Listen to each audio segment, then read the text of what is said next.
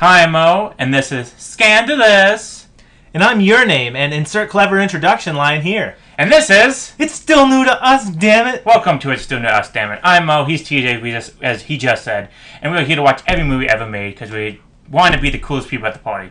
We want to be the very best. That no one ever was. Dun, dun. Okay, we gotta stop singing now. Oh, yes, Copyright, okay? Oh, Toei yes. Animation will get our ass. I don't even know if they make Pokemon, but... That's right, next we'll be singing the Eagles. Yeah, definitely. Welcome back. Sorry we took a few weeks off, but TJ wants to get an education and better his life instead of being a podcast all his life. I'm a real piece of shit, what can I say? Alright, trying to get your master's degree, huh? Real piece of shit. It's busy season You for a that. SOS, TJ? What's that? Are you SOS? You a social? Oh, I guess so, yeah. I guess I am. Alright. But it's good to be back. Yes. How have you been, Mo? I've been good, watching a bunch of movies. Yeah. Went disc golfing. It's Excellent. Fun, you know. Very good. I've been... I mean, life is still a falling mess, but it's still good. Hey, excellent. Yeah. Hey, disc golf's at least fun. Yes. Take your mind off of that mess. I haven't hit myself in the head yet today, so it's good to go. That's great. Yeah. That's terrific. How's your life been, TJ? It's been good. I can't believe the last movie we talked about was Love and Mercy. That feels like so long ago. Yeah, it was. But yeah, it's good to be back. Last time we were here, I think Ezra Miller was just throwing things at karaoke singers. Now he's a full Charlie Manson wannabe, giving drugs and weapons and hiding children in barns. So yeah, it's crazy how things can progress. Luckily, I'm not that invested in a huge superhero movie, so that's good. No, it's just a fascinating story. It's like WB, you're gonna maybe just officially announce he's done after the Flash, whatever. I watched the trailer for I think Shazam, and I saw the Flash. Yeah, he's in there. He's in that trailer. Yeah. Yeah. That's gonna be fun. Yeah, doubled down, Definitely. Okay, so enough of the small talk. Yeah, what are we here to talk about today? We're here to talk about Dangerous Liaisons, or Danger Liaisons, as the wheel says when we spin the wheel. Danger Liaisons. Danger Liaisons. That's good. Anyway, Danger Mouse's cousin. Danger Mouse's cousin, yes, exactly. Alright, so this movie was released in 1988, directed by Stephen Frears, directed The Grifters, one of my favorite actors, John Cusack's movie. Mm-hmm. Mary Riley, the failed Dr. Jekyll and Mr. Hyde remake of the 1990s, starring Julia Roberts. That's a shame. Yes. And written by Christopher Hampton. He wrote the play for this. Mm-hmm. And also Atonement, and also Mary Riley, the Julia Roberts 1990. Wow. Dr. Jekyll. So they worked together a few Mr. times. Jekyll, Dr. Jekyll and Mr. Hyde remake. Yes. Okay. Yeah, starring Glenn Close, The Big Chill, and Hillbilly Elegy, which I heard is terrible. Proud of that movie, I'm sure. John Malkovich, Con Air, and Mary Riley, the failed 1990 Julia Roberts. Well, hold on, so did Julia Roberts Hyde. play Dr. Jekyll? No, I don't know who Mary Riley is. I think she's the love interest of Dr. Jekyll and Mr. Hyde. I thought it was the remake of Frankenstein, but I guess I was wrong. You're thinking because it's Mary Shelley's Frankenstein. I'm thinking Mary Shelley's Frankenstein, yeah. And, of course, there actually was a Frankenstein in the 90s. Bob De Niro. By Bob De Niro, he was in it. Yes. Okay, Michelle Pfeiffer, The Fabulous Baker Boys. Yeah. Your boy, John Bridges. Jeff Bridges? Jeff Bridges, that's it. He's not in this movie. Jeff Bridges is in The Fabulous Baker Boys. Okay, yes. With Bo Bridges, his brother. You're right. Yes. I've never seen it, but I know what you're talking about. Mm-hmm. And Wolf, the 1990s remake of Werewolf. Yeah, the 90s was a weird time for horror remakes. I guess we can blame it on... Did we call him the werewolf? Is that the monster name? Or is he just Wereman? No. It's the Wolfman. It's the Wolf. Yeah. That's it. Yeah, the 90s you had Francis Ford Coppola's Dracula. The most successful of those. Then you had Wolf with Jack Nicholson. Yeah, that's right. And you had Frankenstein with Robert De Niro, then Mary Riley with Julia Roberts. The failed 1990. Yes. Dr. Jekyll and Mr. Hyde movie. Yes. Correct. Uma Thurman, Kill Bill Volume 1 and 2, and The Avengers, not the one you think of. Mm-hmm. The other one. Susie Kurtz, Citizen Ruth, which actually applies a lot to this day and age, and Bubble Boy. Ooh, classic. Yes. Keanu Reeves, Speed. Favorite action movie. I think best action movie of the 90s. That's a great action movie. I think best action movie of the 90s. I think it reached The Matrix. Yeah. I could see... Yeah, I think I'd like it better than The Matrix. Yeah. I think it is. I'm all for it. Even though The Matrix influenced a lot more, I think movie-wise, I just think it's better. I agree. Speed. But anyway, we're not talking about Speed. I've seen Speed. We can't talk about it ever. Are you sure we can't? We cannot talk about movies we've seen, TJ. That's the rule. Speed, man. Well, the creature who lives in our basement will attack us. You know the rules. Yeah, you're right. That's true. Yeah, he's right over there, too. Sorry. Charlie, did you smoke down here? He just gave me the middle finger. He's baked out of his mind. He's just, oh man, he's just. Oof. Charlie, get your life together, come on, man. Charlie. Get out of this basement. I get it. You were here first, thousands of years ago. But come on, man. It's one thing for us to be in this basement now, but God, it's tough to live with a monster. It's tough. It's tough. Yeah, it sure is. It sure is. And also the lake house he was in. Okay. Yes. Anyone else in this goddamn movie before I read the synopsis? Yes, one more. And Mildred Natwick from Barefoot in the Park. She played the mother, which was hilarious. And At Long Last Love, the Burt Reynolds musical in the 1976, starring also Sybil Shepherd, which was a failure. Wow. Yeah. Never heard of it. Yeah, there's a reason why you never heard of it. Yeah, apparently. Well, it'll be on the show eventually then, eh? Okay, so that's everybody, TJ. Go ahead and read your synopsis. All right, my dumbass synopsis here. Okay, I'll keep this short and sweet. This is Dangerous Liaisons. Taking place in pre-revolution Paris, two elites, the Marquise Isabelle de Martille and Vicomte Sebastian de Valmont, work together to exact revenge on the former's ex-lover by taking the virginity of his young arranged fiancée. In exchange for a hookup, the Marquise enlists Vicomte for the task, who sees it as no challenge. In fact, Vicomte is after the beautiful Madame Marie de Tourvel, a devoutly religious, virtuous woman who wants little to do with him. As the Marquise and Vicomte continue playing their contest of passions, the unwitting pawns in their game suffer the fallout. In the end, no hilarity ensues. No. But damn, did I need a shower. Dang, yeah. I need some red wine and some chocolate bonbons after this movie. Yeah, that would have gone. They would have paired nicely, definitely. actually. This movie was spicy. It was a very spicy film. It was so spicy. I didn't expect so much spice to come out of my TV. Yeah, it was very spicy. I never realized what a sex symbol Glenn Close was. Yeah. I was watching The World According to God. That was the first movie. I had no idea. I've never seen that. But yeah, it was great. And she was great in it. But I had no idea her career started so late. I thought she was in movies in the 70s and stuff. But no. I would have assumed so too. So wait, she was already probably in her 30s or 40s then? Yeah, 1981 was World According to God. So then... Well, this was 88, wasn't it? Yeah, so she was in a few movies before this, obviously. But you just said Garp was her first. Garp was her first. But you said that was in the 90s. It was 81. Oh, sorry, I thought you said 91. No, 1981 was World According to God. Oh, man. Yeah. I hate being lied to by you. So I wasn't lying. You just read my lips wrong. Okay? Just making sure. I just had to make sure you weren't lying. Okay, fine. Okay.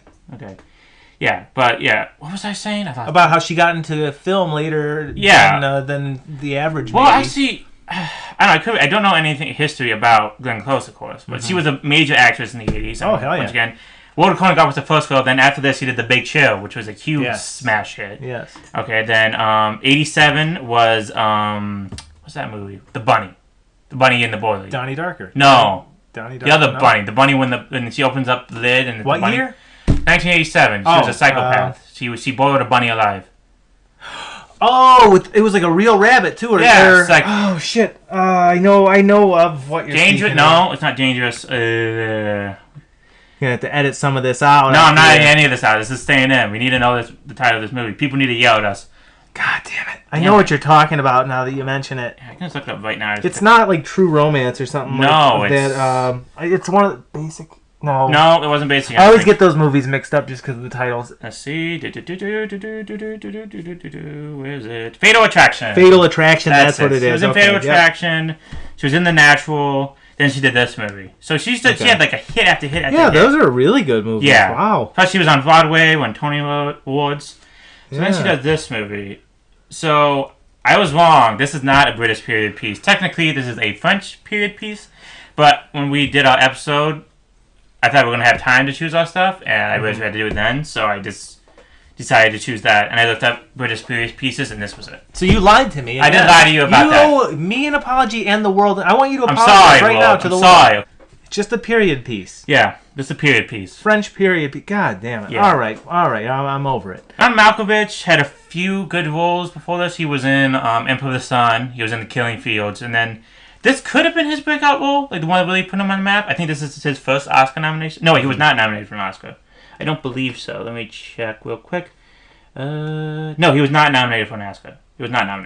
So yeah, right. Yeah, but this is one of the major roles he was in, definitely.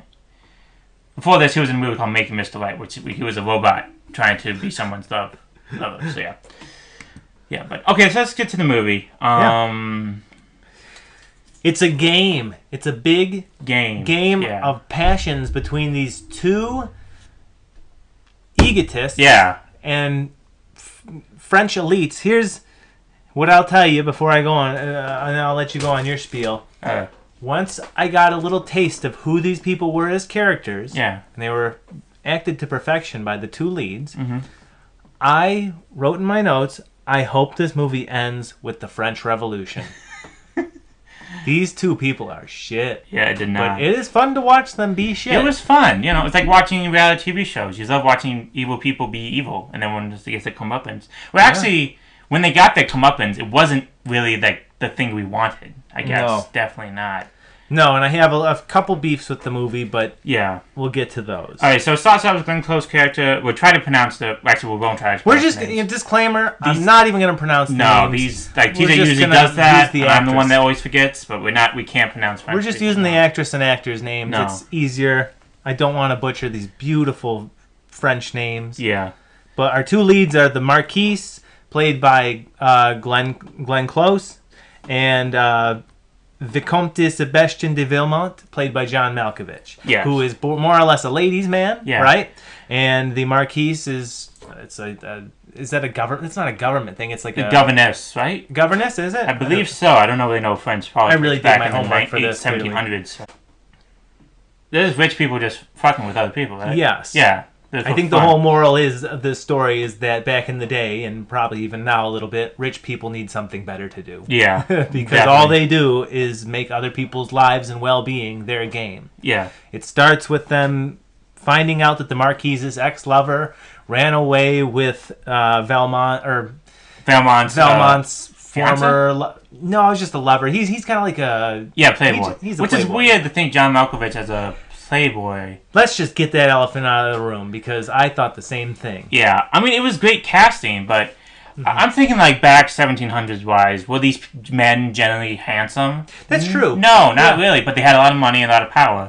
So they were seen as desirable and very sophisticated. Right, you didn't really have the magazine, the magazine standard for handsomeness or beauty at the time, and maybe it was just someone who could afford to wear a powder wig. You saw the scene where they were getting ready. It took them like 2 hours because they had to get everything on. Yes, I like that. The first scene of it shows them being made up and how many people go into that process. Yeah. These rich people just are, for the sake of looking a certain way, have dozens of people helping them get ready in the morning. Which is, I think, that's how you live, I understand, That's right? true, yes. Yeah. It takes an army of millions.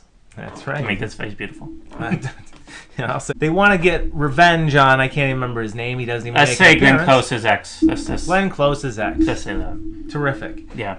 So, naturally, like you do with anyone you want to get revenge on, you're going to steal his fiance's virginity. Of course, women's virginity and women themselves are seen as property back then. And, of course, Glenn Close's character did not want to be seen that way. It's just like an empty-headed airhead just walking through life. Right. Just like doesn't know, not a person. But she kind of is not feminist icon. I'm not going to say, but she is like very independent of herself. She realized that she was not going to be this somebody's plaything. That she was going to be a home woman, and she did it. Yeah, and she found a way to enjoy sex to where she's not being used. She's actually dictating who she sleeps with, she sleeps with them. This movie's kind of, I guess, sex positive. I mean, they use sex as a tool technically, but they're very open. Well, actually, they're not open about sex. Well, the way she is, she's pretty open about it. Yes, but behind, like, when she's with people, she puts on the face. Correct. And then when she puts with people she knows and I guess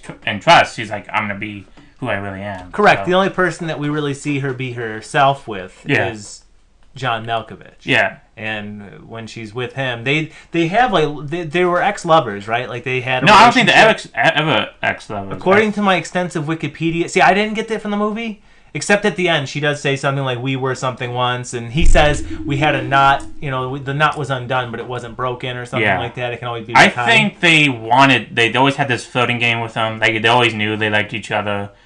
But maybe they thought it was just sexual, and they maybe didn't think deeper, because I think Glenn Close thought it was deeper than that. But it turns out, since John Malkovich fell in love with Michelle Pfeiffer, it's like it's over. So well, right. I think that Yeah, she definitely had more of the hots for the feelings for him. Yeah. But he definitely wanted to, he just wanted the booty call. Yeah. He's John Malkovich in this movie. Some of the things he does, it's reprehensible. Yeah. Frankly, reprehensible. Both these characters are. Yeah, doesn't he rape him with them in the first night, and then he... Yeah. And then, then Glenn Close convinces him with them, and that it wasn't rape, that she actually wanted it, so that way... Yeah, so let's set that up. So the Marquis wants to send John Malkovich to deflower Uma Thurman, who is her ex-lover's new fiancée. Yeah. And she is staying at John Malkovich's aunt's house, along with Michelle Pfeiffer's character, who's the devoutly religious one. Yeah. Yep. And Swoozie Kurtz. They're all staying at John Malkovich's aunt's house. Yeah, I guess she's like the richest of them all. Like she has the most power. Yeah, I guess so. Yeah. So, good aunt to have, I guess, if you're trying to swoop in on married women whose husbands are away. I like the aunt character. She knew what was happening. She knew all the time. She was like, do you think like no, he's not gonna make you happy. They're only happy when they take our happiness, and then yeah, there was a line something about men enjoy the love that they feel, women enjoy the love that they give. That the aunt says, I believe. But regardless, so he goes to visit his aunt, and he's trying to hit on Michelle Pfeiffer. She's the one that he really wants because initially he turns down Glenn Close's offer to deflower Uma Thurman because he says that's too easy. Anyone could do that. Yeah. Once he gets turned down by Michelle Pfeiffer, all of his, he doesn't want to get blue-balled, right? So he sneaks into Uma Thurman's room and frames a rape as if he's doing her a favor. Yeah. Straight up, that's what it was. Mm-hmm. And then Uma Thurman's character is so disturbed that she won't eat the next few days. She's having these emotional outbursts, so her mother calls in the Marquis, Glenn Close, to console her. And behind closed doors, Glenn Close, who knows that she was raped by John Malkovich, says, "Oh, he's just trying to teach you. Take his lessons and use them for yourself and be an independent woman. Have all the lovers that you want. Yada yada." Like you said, your mother was like that, and then, right. Yeah. Right. And because he said that he slept with the mom too. Yeah. My God, this movie needs some water. It's thirsty. True. And she does embrace the independence, the sexual independence a bit. Yeah. Right? I mean, she does, actually, because she ends up with Keanu Reeves' character, who's just bumbling his way into consensual pussy all over this movie. Yeah. Bravo. Keanu Reeves, you're the best. I find it weird, because they always make fun of Keanu for his role in the Dracula movie as, really bad acting. I wonder, isn't he acting like this almost the same in this? It's the exact same. Honestly, if I were to say if you were to ask me who the weak link actor-wise in this movie, it's probably Keanu Reeves. Yeah. But maybe that's just because I'm aware of Keanu Reeves, the person, the meme, and all that it just brings me out. That said, it's not offensively bad. And I really... listen, you watch that Francis Ford Coppola Dracula movie, and if that's your takeaway is his acting, of all the crazy, bizarre things that happen in that movie, you're doing all right then. Mm-hmm. That's one of the least of my concerns with that movie. But yeah, regardless, John Malkovich, they're both pieces of shit. They're bad people. They're bad people. Yeah. I mean, again, the moral has to be something along the lines of the rich need something better to do than to fuck with the Well, I think that's the main class. thing of this movie. There's not really any morals to it. I mean, it's basically showing this, like what we said before, there's rich people doing whatever the fuck they want, and this, lying and deceiving just to get what they want and ruin people's lives, even though I think that was what's missing from the movie. They don't learn anything. I think that's the hero's journey, right? With any movie, there's a hero's journey. That hero's journey, they need to learn something, need to change. John Malkovich, he wanted love. He wanted to love Michelle Pfeiffer, but I don't think he was going to change. He wanted what he couldn't have. Yeah. He was so attracted to her when she was turning him down. Yeah. Then all of a sudden, he gets what he wants. She's in love with him, and all of a sudden he's cruel to her. He teases her with the other woman in his bedroom. He teases her by going there and repeatedly saying, it's out of my control, or whatever it is. Beyond my control, when he breaks up with her, so to speak. And this is a man who did threaten to kill himself if she didn't sleep with him. Yeah. So he's playing all sorts of mind games just to get what he wants, and once he's gotten it, he doesn't want it anymore until he can't have it. That's the character as I read him. Mm-hmm. I will say, I want to make a note right now, one of the things I didn't care for about the movie, or maybe I just missed something, Michelle Pfeiffer kind of goes from being so disgusted by him to being in love. Did I miss something? Like, it seemed like that wasn't the most organic turn. I don't know. I think she was just so persuaded by him because he gave money to the poor. That was a good scene. He just gave money to the poor people, and he was like, well, "I did that." Like, oh yeah, yeah. Well, yeah. I don't know. I guess he was just. I guess since they portrayed women as very naive, very religious women are very naive, don't know anything about sex or love, because they've mostly been brought up in nunneries all their life. Haven't seen a man. I don't know if they ever seen a man. So just like they can easily just like he probably thinks they can easily be tricked just by with a few words and a few sweeping movements and it's like a few leaked information. Yeah, I guess that's one. I guess that could be how you read it. Yeah. I just thought that it was too much a 180 from like disgust. Not even like I don't know. It just seemed very quick. Maybe it's just the temptation of love got to her. Maybe because her husband was a member of parliament who was away on business, I guess, the whole time. And she was devoutly Christian, so she was even. Maybe her husband didn't provide love because he wasn't there, so she just needed something. Yeah, it's possible. He was it. It's possible. It's possible. Who'd you feel bad for the most of all the pawns in their little Definitely games? Michelle Pfeiffer. Michelle Pfeiffer gave a great performance in this. She was terrific. She was performing. I mean, she is mostly shown as a sex symbol, not really something of purity, but she played this role perfectly. Oh, she was just terrific. like, yeah. I'm convinced she was just so innocent and did not know what was going on. And then, Yeah. But then she wasn't afraid to stand up to him when she needed to. Yeah. So, yeah, no, she was great. I thought Uma was great, too. Yeah, Uma gave a great performance. Was this her first big movie? No. She Did was we already go through that? Yeah. Because her breakout was Batman and Robin, right? No, that wasn't it. I know it wasn't. Let's see. Uma Thurman. She had her breakthrough in Dangerous Liaisons. Oh, yeah. Yeah. Yeah, I think she did this one. Then she did, which one was it? The movie we did. The Adventures of Van Munchausen. Yes. She did that. And then she did Johnny B. Good. Okay. No, she did Johnny... Okay. First movie, Kiss Daddy Goodnight. Second movie, Johnny B. Good. And then third movie was The Adventures of Van Munchausen. And then Dangerous Liaisons after that. Gotcha. Yeah. Well, very good. That's a big role. It is. Yeah. And she was terrific. I liked that in the end she kind of owned the sex she was having with John Malkovich, but I hated him for how it came about. Yeah.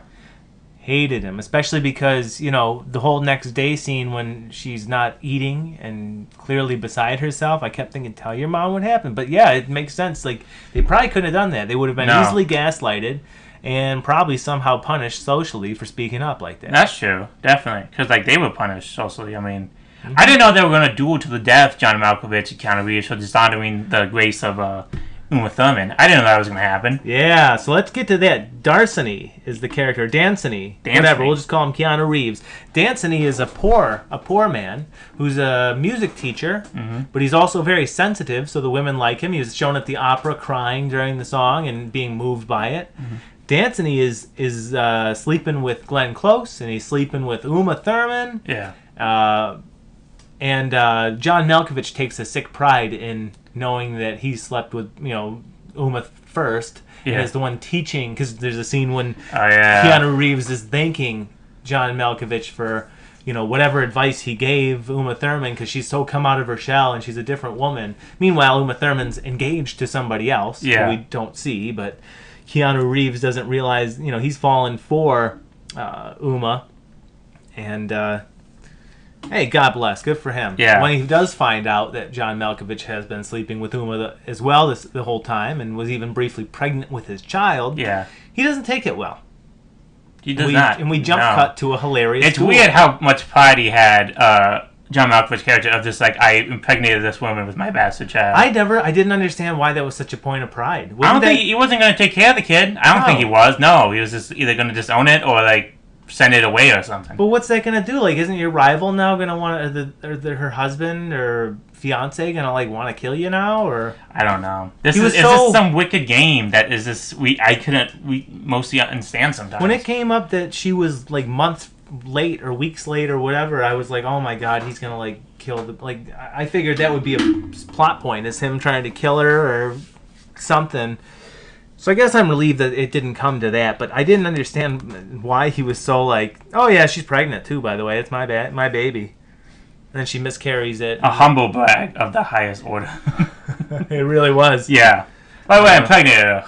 I know you just wanted me to sleep with her and make her a whore, but, you know. That's literally what it was. Yeah. Yeah, and that is indeed how those two engage. They have a relationship that they don't have with anybody else outside of them. It is a really bizarre...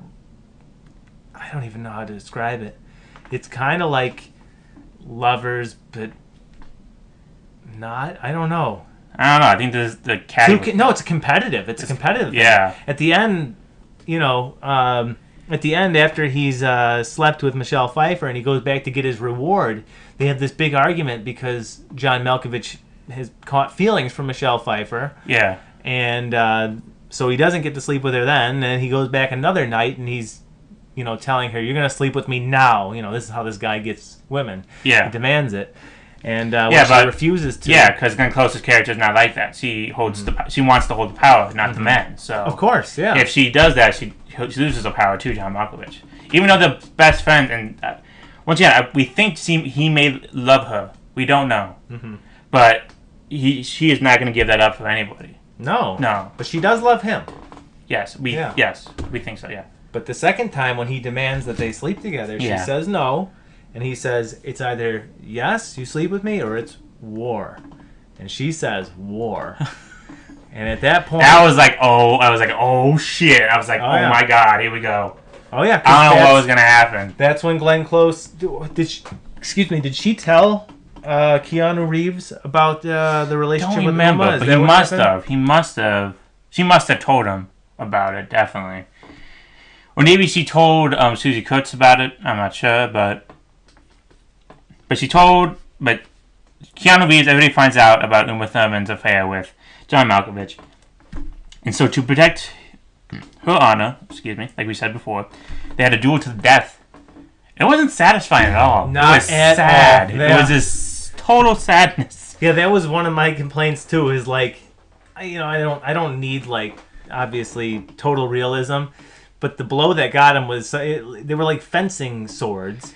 Yeah, and it's like, I don't know, maybe I kind of felt bad because this man, maybe because I was just too caught up in the story, but like the man loved the woman so much that he just wanted to be with her, and that, but that's not really it. Which one, Keanu or John Malkovich? Yeah. See, he says that he loved her, but I don't know if I believe anything he said. That's true. He could have had Michelle Pfeiffer. He had Michelle Pfeiffer. I don't believe a word he said. Yeah. You know, he didn't know what the hell he wanted. I could be right. I mean, he could have just really wanted to sleep with Glenn Close. Maybe be with her, but once again, we don't know. We don't know. All I know is that he died. He was a piece of shit. He deserved it. Yeah. But the way he dies is honestly kind of comical, because he gets stabbed by Keanu. Yeah. And then gives off this big speech about, no, it was I that wronged you. And like he comes clean and conveniently has a list of a wad of all the letters. You think he died just to get revenge? That was his whole thing? Apparently. I mean, because he did get his revenge in the end. He won the war, I would say. Yeah. Because he dies. Although he dies, he tells Keanu Reeves to circulate these letters that show that Glenn Close is not who the public and her friends and everyone think that she is. She's a cruel, cold-hearted bitch. Yeah. And so the final scene of the movie, and I did like how it mirrored the beginning, when she goes to the opera, excuse me, and everyone's giving her dirty looks and they start booing her. Yeah. She's all made up, right? Yeah. And then she goes home, starts taking the makeup off, cuts to black. And the movie started with the makeup going on. That was clever. I was like, she puts on her face, and then at the end it shows her real face, and the makeup's off now. Okay. Correct. And everyone in the crowd at that opera knew who she was. I didn't even know they were going to boo her. Face. I was just like, what's going to happen? That was funny, wasn't it? Yeah. I guess you got to come up with then. I mean, that's a sweet desserts. But I don't know, when John Malkovich died, I didn't feel like the same kind of like... No. Even when they got booed, I didn't feel the same type of like yes, she got what she deserved. Her social life is ruined, and who knows? Like, obviously, the French Revolution's probably around the corner. Yeah, right, definitely. So that's good. that's good. I'm fine with that. That's fine. All right. Well, we got through most of the plot of this. What do you think of the actors? What were your impressions of the actors? Well, Glenn Close and John Malkovich, of course, deserve their praise. I mean, they played the role as evil, merciless people greatly. Mm-hmm. And also Uma Thurman and Michelle Pfeiffer play the role as like sweet, innocent people perfectly. Mm-hmm. Somehow they found like the perfect characteristics, perfect actors to find the perfect characteristics at least. Like, we didn't know. Well, Glenn Close was Fatal Attraction came out the year before this, so obviously see her dark side. But like I don't know if anybody knew John Malkovich could do this. I mean, he was just so maniacal and just knew how to play everybody's hearts. Oh, by the way, Michelle Pfeiffer's character dies of grief. Basically. Yes, dies of grief. Forgot to mention that. Definitely happens. Yeah. Yeah, that's. Do you think that's maybe where Star Wars Episode 3 got it from? Probably. Yeah, probably. I totally forgot about that. Who dies of grief in Star Wars Episode 3? Padme. Who's Padme? Anakin's wife. Oh, yeah. Luke and Leia's mom. True. Mo's not a big Star Wars guy, so don't get mad at him. He's not a big Star Wars guy. I like The Last Jedi. To each their own, I'm man. just kidding. I've never seen The Last Jedi. Probably never will. A lot of people do. I can give my thoughts. I'm not particularly fond of it, but... Maybe that would get us some buzz, TJ, if you just... I mean, you're another white guy just mouthing off about Star Wars. But see, that's the problem. Yeah. I don't want to just be a white guy. I genuinely just didn't... It was the only one of the Star Wars movies that actually bored me. Now, I will admit, I think The Rise of Skywalker is even worse. Mm-hmm. The whole trilogy as a whole is just... It's just bad. It doesn't have any kind of consistency to it. Yeah. I like Rian Johnson quite a bit as a director. I love some of the other movies. I love Brick. I love Knives Out. Mm-hmm. What was it? Looper or Jumper? I can never remember. Okay, thank you. I get those movies mixed up all the time. That was good, but I didn't care for Last Jedi. Well, congratulations, TJ. You're another white guy complaining about Star Wars. And this has podcast. been. I know. You did it. All right. Robert Mitchum will play us out. We'll get some traction. Here we go. All the nerds would love us. Okay, so yeah, back to the movie. So I noted that I feel bad for Kelly Marie Tran. It was not her fault how the character was written. She was a fine actress, and then J.J. Abrams to just write her out of 9 was stupid. Even if you didn't like Episode 8, at least roll with what was set up. 9 was a piece of trash. Yeah. Okay. Okay, so back to the acting. Okay, I didn't really give a good description of the acting, but of course the acting was phenomenal in this movie. They played the roles. It was very strong acting. That's the strength of the movie. I would say the main complaint that a lot of people had is that it's repetitive. I think that's the main complaint of Ebert and Siskel. Let's see. Roger Ebert gave this 3 stars. He can probably sum it up better than we do. Mannered and elegant film, lacking gusto, turns away from obvious payoffs, at times holds back and doesn't go for the punchline. Absorbing and seductive, which I can definitely agree with that, but not compelling. There's something I could say. I can see what he means. Yeah. This was a good movie. A very good movie, I might even say. I'll probably never watch it again. It's not one of those ones that'll bring me back. Like, I'm compelled to rewatch it. I have like a little tendency to maybe watch it again, but I'm sure I'm maybe in a little bit of your camp too. So I don't think I'm going to be like one day, like, no, I should put on Dangerous Liaisons. Like, I'm feeling like ogling Glenn Close. Let's put on Dangerous Liaisons, yeah. Siskel found it slow and cruel, which it is. That's also true, but also very enjoyable. It is a cruel movie, isn't it? Not to be enchanted, very distasteful characters, which is very true, and repetitive. Yeah. No, I don't disagree with what I don't think this was a masterpiece. I think it was a very good movie. Yes, it's very well made, very well crafted, and oh my god, the production was excellent. Yes, actually, you looked like it looked like 1700s or 1800s France, whatever the everything. The Revolution era. Definitely, yeah. They actually won Academy Award for Best Costume Design, Best Art Direction. I think that's it. I thought I won for something else too. No, but Best Costume Design and Best Art Direction I won for. Okay, well it should have. Definitely agree with that. Like, these people are detestable, and I don't think we saw enough. Like, we saw him die, but maybe we wanted to see him die in a way that's befitting of him. He died like a kind of honorable way. He died in a duel. The same family that he gave money to rip him limb for limb. Yes, like that or something. Yeah, like the scene from Day of the Dead when the general gets pulled apart by zombies while he screams at them. That would be great. Yeah. That would have been funny. Yeah. And I guess we got a little bit of comeuppance when she was booed out, but maybe we wanted more. Like, there's a scene that got cut where she actually got guillotined to death. But they cut that. Wait, really? Yeah, they cut that. But it's actually filmed. I believe so, yes. Wow, I wonder if that's findable on YouTube. That'd be fun to watch. A scene was shot with Glenn Close's character facing the guillotine, but it was discarded. I think I like the ending as it is better this way. Yeah. But that is cool. It would be fun to see that footage. Mm-hmm. But you're right. I actually think her comeuppance were more appropriate than his. He got like that big heroic speech, death speech, Yeah. when there was nothing heroic or admirable about him at all. Yeah, I would agree the ending was probably one of the weakest part for me. Mm-hmm. But that doesn't mean that I hated it or anything. No. Yeah. But yeah, let me ask you something. Yeah. What do you think is John Malkovich's strength as an actor? Oh, that's tough. He's such a unique actor, isn't I he? haven't watched a lot of John Malkovich movies, but I think he can... In this movie, how about? It's definitely his coyness, I say. Coyness? Yeah, definitely. Yeah. The way he can just, like... I don't know, the way he can just play with the heartstrings of characters is so amazing. Every word of his, and there's a line about it somewhat in the beginning, but every line of his is delivered like he's got ulterior motives. Yeah. So I never know if he's serious that's why I like when he says I'm in love, even to Glenn Close, when he says I'm in love with, Michelle Pfeiffer, I don't believe him. Because I don't know what the hell he wants. I don't know if is he trying to just get a rise out of Glenn Close? Maybe.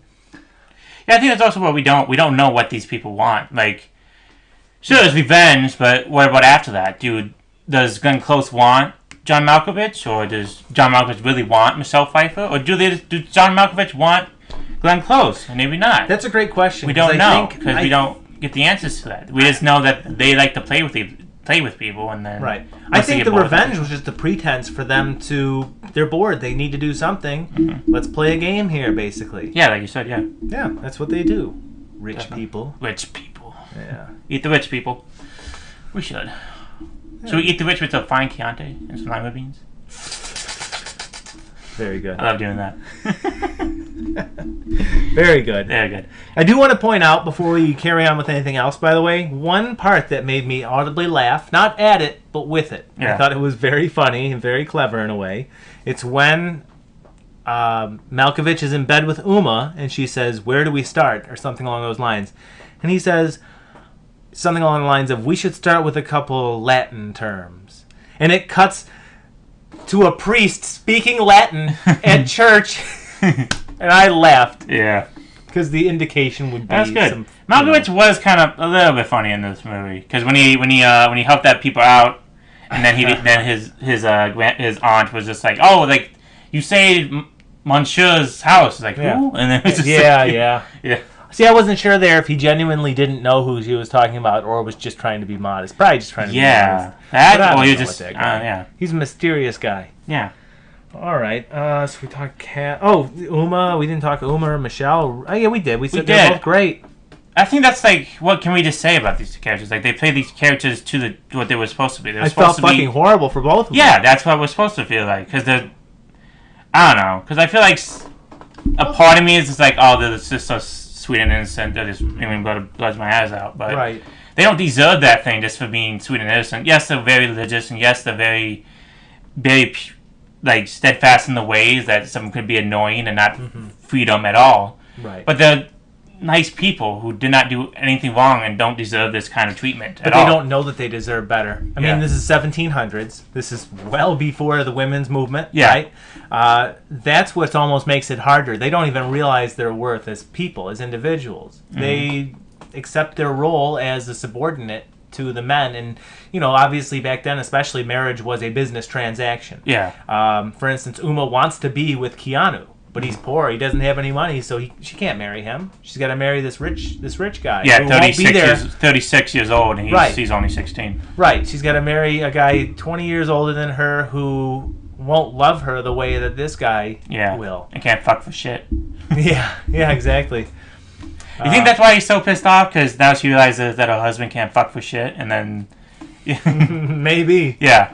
Cast was excellent in this movie, I thought. I think that's definitely the whole thing. The art direction was amazing, and the casting was great. Story-wise, a little bit weak, but the acting and the set design made up for it. Oh, absolutely. And I don't need like a super grandiose story. To be honest, if it had actually ended with the French Revolution, that probably would have been too much. Yeah. So I like where it ended for the most part. just would have tweaked the Malkovich comeuppance. Yeah. How great would it have been to see him in the hospital getting gangrene or something? Yeah, that would have been great. Him dying alone. That'd be cool. Something like that. That would have been nice. Yeah, some die a hero's death of a duel. Right. And Keanu Reeves feels bad for him, even though he fucked his girlfriend. Right. Right. That's funny. Yeah. All right. Anything else you want to say about Dangerous Liaisons before we rate it? Really? I can't really say that much from it. I mean, I think we just said it at all. This movie's like, I agree with Cisco and Ebert. I agree with Ebert. This movie is very well acted and very like absorbs you into the spiciness and the drama of it all. Yeah. You know, but once again, there's no oomph to it. You know, didn't finish the oomph. Finished with that kind of falter. A little bit, yeah. Yeah. But c'est la vie, I suppose. Definitely. What do we rank out of 4 or 5? I don't even. We can do 4. Let's do 4. Okay. We can do that at 6. We can be very different from everybody else. Let's do it. Oh, let's do it. That means I have to give this movie a 4 out of 6 instead of a 3 out of... Okay. Yeah. Yeah, okay. I actually would probably say the same thing. Yeah. Okay, so in our scale, a 4 out of 6 is then a 3. Mm-hmm. Okay, yeah, let's do that. 4 out of 6 powdered wigs. Yes, exactly. Mm-hmm. Oh, yeah, so I would actually give this a 4 out of 6 powdered wigs in our scale. Perfect. 4 out of 6 powdered wigs it is. Yes. Check it out if you like good period pieces and you want to feel spicy. Spicy. That's our final thought. Just like the ending of the movie, we're just going to kind of this weird thing I just said, and we're just going to wimp out. All right. 4 out of 6 wigs, which is technically a 3 in our terms. So 3 stars. That's Be right. confused. Let's move on to the awards sections. What the hell was this nominated for? The Oscars, the only thing that matters, even though they shouldn't matter at all. Nominated: Best Picture, Best Actress, Glenn Close, Best Supporting Actress, Michelle Pfeiffer, and Best Original Score, George Fenton. All nominated. Winners were Best Screenplay based on material from another medium, Christopher Hampton. He wrote the play, which is based off the book. Sure. Yeah. And Best Costume Design, James Ashton, Acheson, and Best Art Direction, Stuart Craig and Gerard James.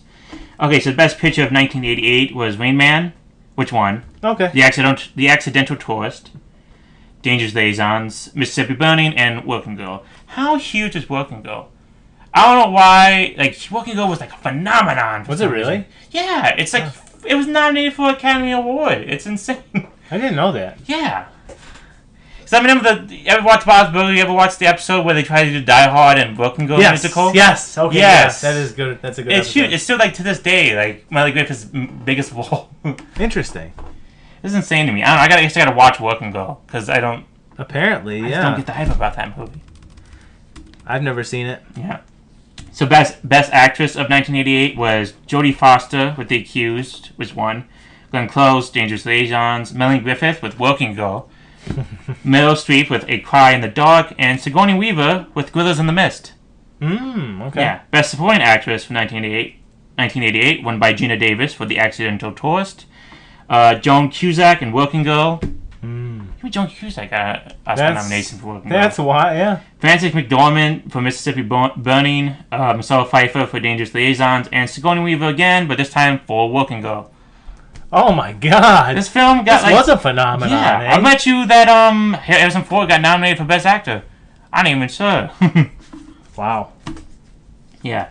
So top 10 films in 1988 was Who Framed Roger Rabbit, Coming to America, Good Morning Vietnam, Big, Crocodile Dundee 2, Nice. 3 Men and a Baby, Die Hard, Moonstruck, Cocktail, the very overrated Tom Cruise movie. Oh God, yeah. And Beetlejuice. It's top 10. Okay, that's a pretty good list. And for some reason, it was only ranked in 1989 films when it comes to grossing. My guess this came out in like December or November or something like that. So out of 200 films, it came out 38 in 1989. So not bad. Yeah, this grossed about, let's see here, where is it? Okay, $34.7 million, I think worldwide and domestic, and budget of $14 million. Damn, so it's a little bit hit. Audience were feeling the spice. Definitely feeling spicy. I had some wings with me that night I was watching the movie, and nice. I got some extra spice. Nice. Definitely. Okay, so some fun facts about this movie. When the novel Liaisons Dangerous, I took French for like 5 years and know nothing of it. So I probably pronounced that very wrong. by Todos de Lacos. Wait, you had French for how long? I took French in high school. I took French in college. Oh my god. I took one semester of French. I told her, she said, I have no idea what you're saying. And she was like, oh no. I'm like, oh my god, are you kidding me? no. And then I was like, I'm not doing this again. So I took Italian, and we basically, no Italian. Hey! Oh my lord. Yeah. Oh, that's too funny. Okay, so it was first published in 1782. It's considered so scandalous that when Queen Marie Antoinette commissioned a copy for her personal library, she had to bound it in a blank cover so that no one would recognize the author's name or title. Wow. Yeah, so that's the period. Wait, so this was written before the French Revolution? I believe so. When was the French Revolution? Wasn't Marie Antoinette a part of the French Revolution? Yeah, she was beheaded. Yeah. Yeah, so it was written before. Okay, so yeah, the ending being the French Revolution was never even a possibility. Yeah. Okay. The red-heeled shoes seen at the beginning of the film are accurate to the fashion of this period French history. Okay. Supposedly King Louis the XIV, is that 18th? 14th. 14th. King Louis the 14th's brother accidentally stained his heels with blood one night attending a ball at a slaughterhouse. King Louis, taken with the aesthetic, ordered the royal shoemaker to imitate the look and paint all the heels on his soles red, and quickly became a popular fashion trend. Interesting. Yes. That's why they're fun facts to you. They are. That is a fun fact.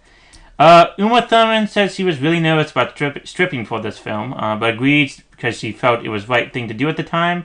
Thurman said, I felt some trepidation going in, but it was an art movie. It was based on his classic novel set in 18th century France, and the scene was appropriate. End quote. However, she says she was horrified by the voyeuristic way the scene appeared in the final cut of the movie. She added to Britain's Esquire magazine, quote, when Dangerous Liaisons came out, the scene was sensationalized in this really creepy, voyeuristic way. It made it seem out of character. It didn't make sense to me. I certainly didn't want to become a sensational sex symbol. I can see what she means. Yeah, definitely. Because she just took to it. Right. Yeah. It does have a... It's weird, like, when movies try and make a statement with the nudity, yeah, but it ends up becoming kind of a... You become kind of a sex symbol because for the wrong reason. Yeah, in a way. definitely. You know what I mean? That's why you should show dick, okay? Yeah. Be equal. We're actually, I don't think that helps out either, because that makes the men sex symbols, and that also desensitizes them also. But at least everybody's got a sex symbol That's then, right? true, yeah. I don't know. I think it's just more fair, you know. The women have to show their boobs, and everything you got to show your dick. Hey, absolutely. Definitely. One of the characters is billed as Crastato. More dick. More dick. Thank you. Hashtag more dick. I think that was a Manus thing that was probably popular in the early 2010s. It's like, probably. We want more dicks in movies. Quite a movement. Yeah. Doesn't that sound like something Lindsay Bluth would have been protesting at? One of the characters is billed as castrato. He is the opera singer in the chamber music performance. A castrato is a male singer who is now forbidden practice, has been castrated as a boy to prevent his voice from changing in adolescence, preserving his high-pitched voice.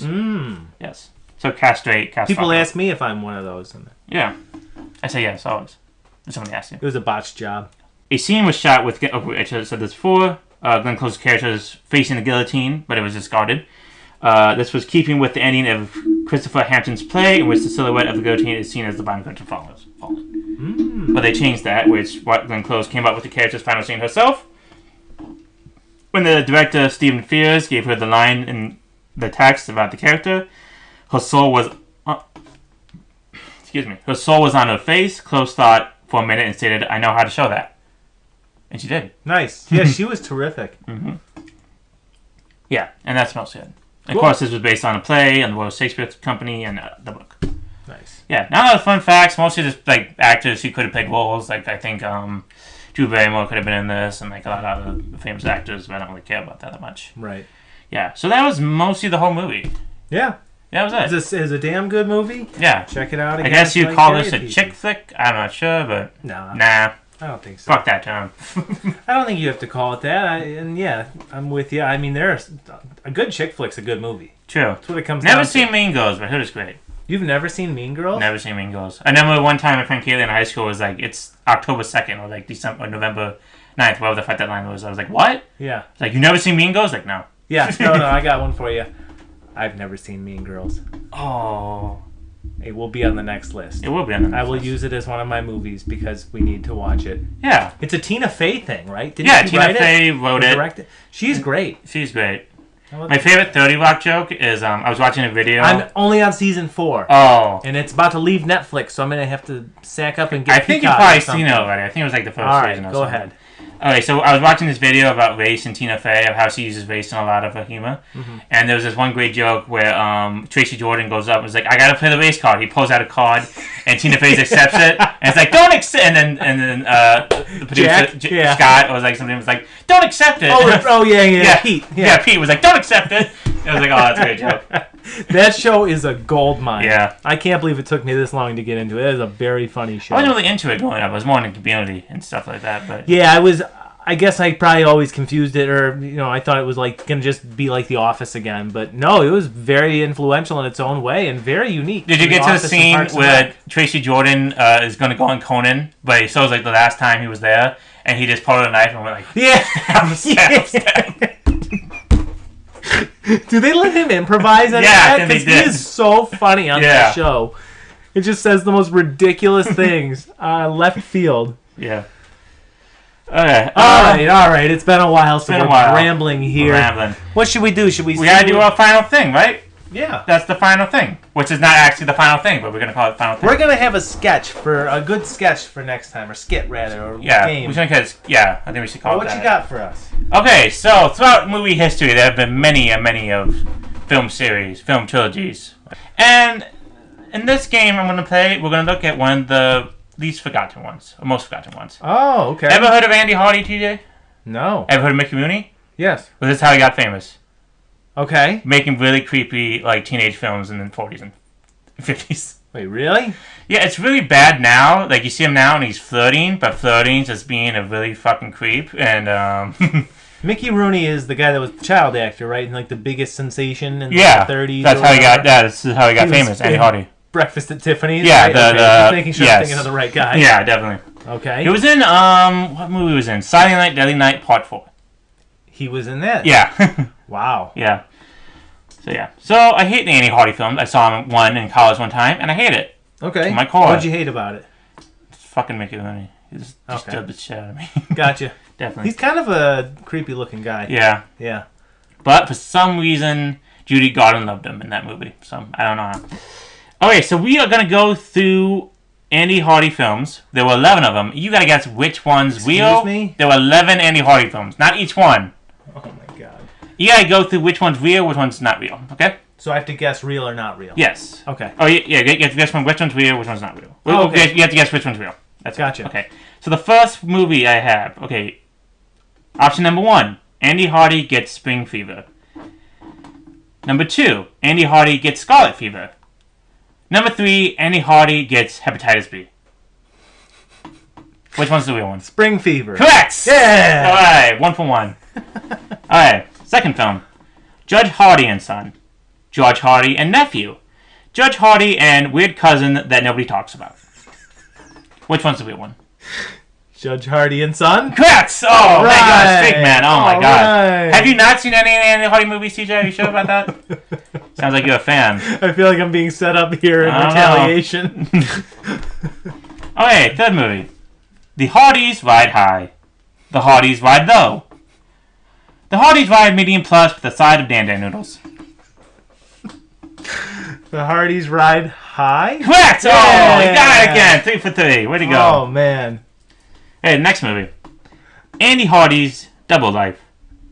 Andy Hardy's Triple Life. Andy Hardy's Secret Life of Mitty.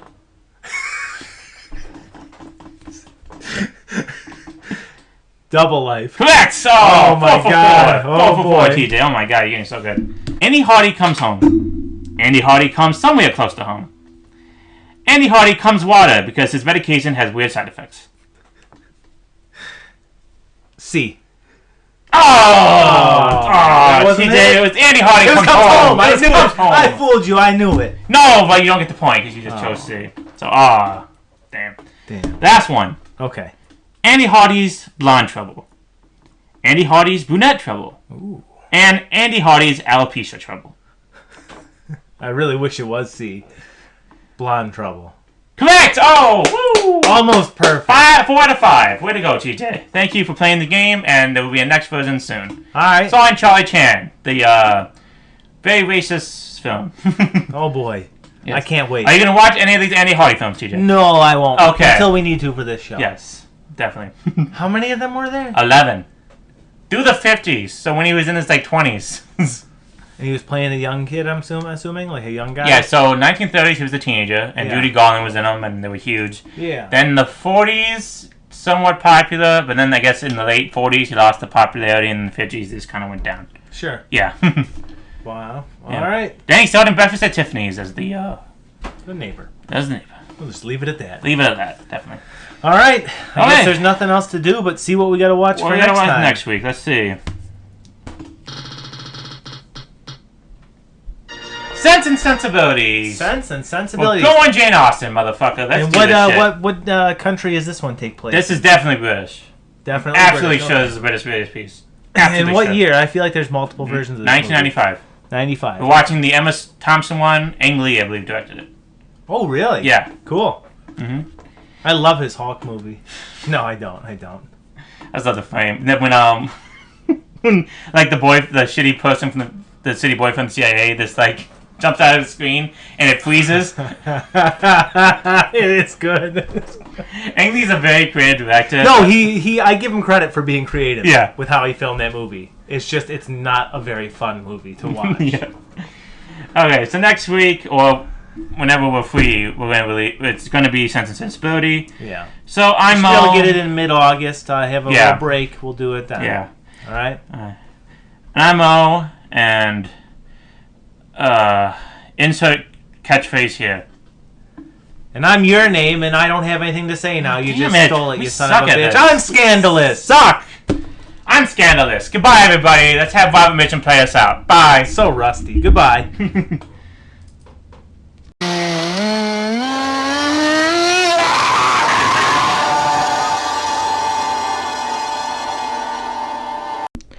If you like our podcast, then please like, subscribe, follow, or whatever you have to do to listen. We're on Spotify, SoundCloud, and Anchor, and hopefully more podcast streaming services soon. Follow us on Twitter at @it_dammit, and on our Facebook page, It's Still New to Us. Because Facebook hates us. Thanks for listening.